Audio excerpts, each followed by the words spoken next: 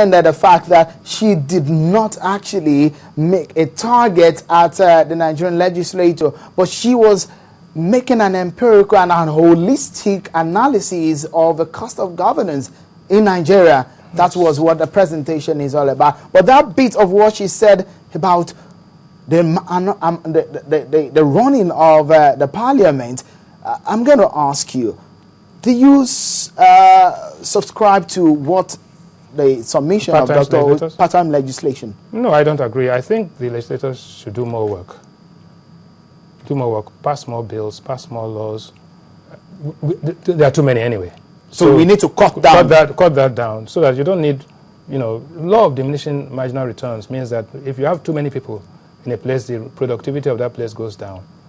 So that's what I mean by the countries of our government. There are too many people, doing too little.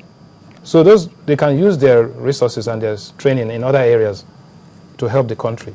The private sector there's a shortage of skilled manpower, so some of them should be there, sent to the private sector to help, right? Both at the executive level, state level. This is not a federal government issue. It's a national issue. It seems it looks so much like a psychology. It seems that everybody wants to get into government because of what they want to get out of it. Yeah, because there's fiscal dominance. 45% of the economic activity of this country is government, because government owns the oil in the ground. When the oil comes out, it's sold, the revenues come, they share it every month, and everybody comes around, and state governments, and everybody spends it, and then we wait again for the next month.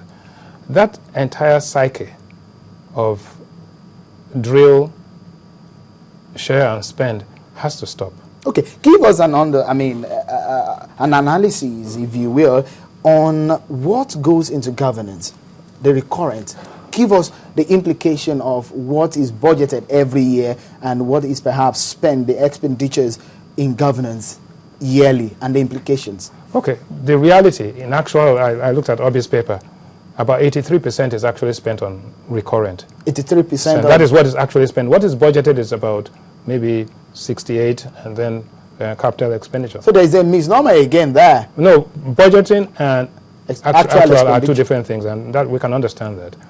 But the reality is that because of that entire process, because the government owns all of these resources and spends it, you find out that it's the ineffectiveness of government on economic output becomes manifest. That is why in all of this spending, you've said about $600 billion, and we ended up with $300 billion. The reality is, go back, in 1998, the price of oil was $10 a barrel. By 2000, the price of oil had gone up to $100 and something a barrel. Therefore, Nigeria's revenue had increased by 1,000%, and it has stayed this way for the past 15 years. The question you have to ask yourself, is your standard of living higher by 15 times by 10 times since 1998? Are you 10 times happier? Is your income 10 times more? Is your standard of living 10 times better than what it was in 1998? If the answer is no, then something is wrong. Therefore, we need to step back and say, okay, how can we manage our resources more efficiently?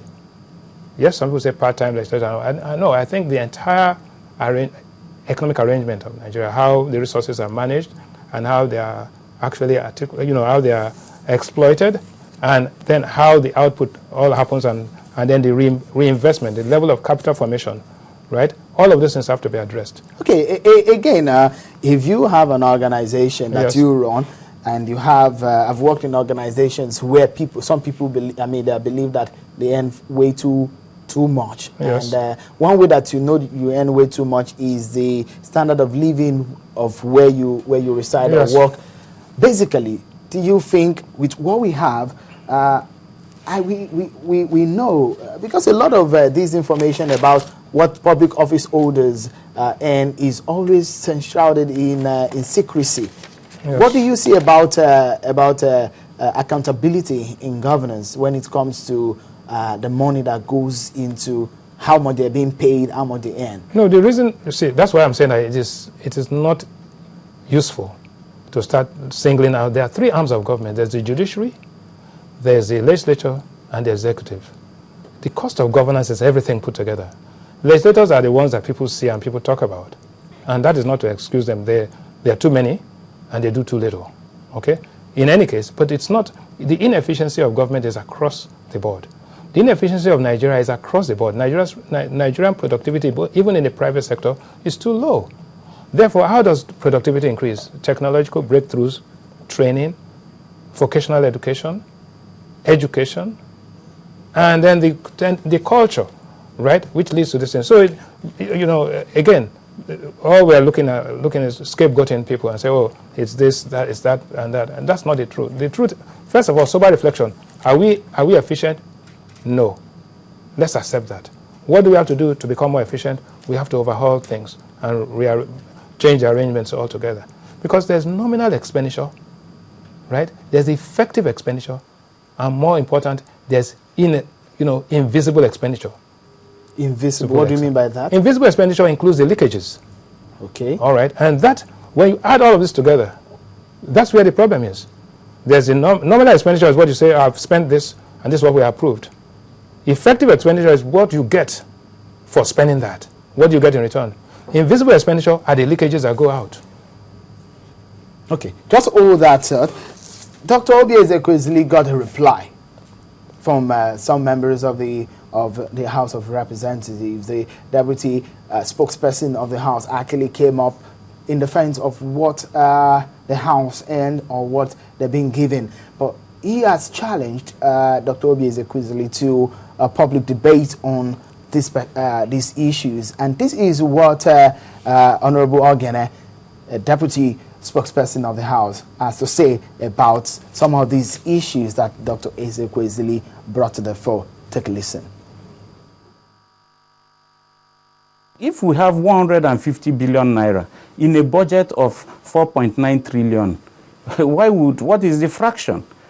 And we have kept saying, what is the recurrent on the other side, on the executive side, on the judicials, on the side of the judiciary? And until people are able and willing to put this on the table, we are all game. We also wanted to know what the recurrent expenditure profile was like in our own ministry, the two ministries of solid minerals and Ministry of Education that she superintended at some point in the life of this country. What was the recurrent expenditure? Let her put out that in the public space. And then she should also, since she's doing the country a favor, get the figures from the executive side and from the judiciary, and we'll all put it on the table. So we'll be ready to accept her challenge when she fulfills some of these conditions and makes them available. I guess it's a challenge for the nation, not a personality issue, because the growth of Nigeria is the growth of everyone. But at this time, when someone is pointing it out, I think it's just at the right time for us to look into these issues. The legislature gets the hammer or gets the blow at this time. But again, it's not all about the legislature. It's about the whole arm of government at the moment. Mr. Rwani, would you tell us, with all of these things that we have in place in Nigeria, there are a lot of leakages, as you've said, yeah. And the House of Rep member just said that, look, it's not something that is particular to that arm of government. But then how 83 or 85% of our recurrent expenditure goes total expenditure is recurrent. Yeah, it's enormous, isn't it? Because I guess it's gone lower than what we had last year. But again, how far can we go compared to other countries? Let me take one issue. For example, there are certain things that are happening that people don't know. There's what they call the EPIS and GIFIS, which is something which the Ministry of Finance is working on, and I happen to be on one of the committees on this. The reality is that ghost workers alone have cost this country over 100 billion naira a year. That initiative to eliminate ghost workers, and those are the leakages and those are the invisible items we are talking about. There are some efforts that are being made to address some of these issues, but they're not going fast enough, and they're facing a lot of pushback. The entire thing about subsidy on petroleum and all, and the abuse of it, right? You find that the more independent the arm of government, that the more efficient that arm of government is. And the fiscal arm of government has to get the legislative approval, has to get